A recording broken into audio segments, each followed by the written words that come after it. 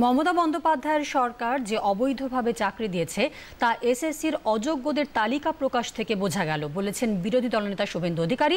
তবে এই তালিকা অসম্পূর্ণ বলে মন্তব্য করেছেন তিনি। একটা চাকরিও কোনো নির্বাচিত সরকার অবৈধভাবে দিতে পারে না। আজকে গোটা ভারতবর্ষ দেখল যে মমতা বন্দ্যোপাধ্যায় সরকার অবৈধভাবে চাকরি দিয়েছে এবং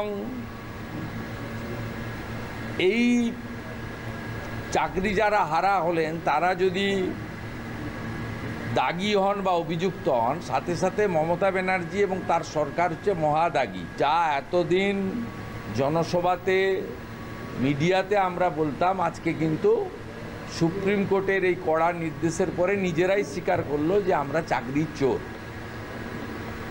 এবং যেহেতু এসএসসির হাত থেকে ক্ষমতা কেড়ে নিয়ে পার্থ চ্যাটার্জি এসপি সিনহার নেতৃত্বে আলাদা কমিটি করেছিলেন, তাই সম্পূর্ণ দায়ভারটা রাজ্যের মুখ্যমন্ত্রী মমতা ব্যানার্জির উপরেই বর্তায়।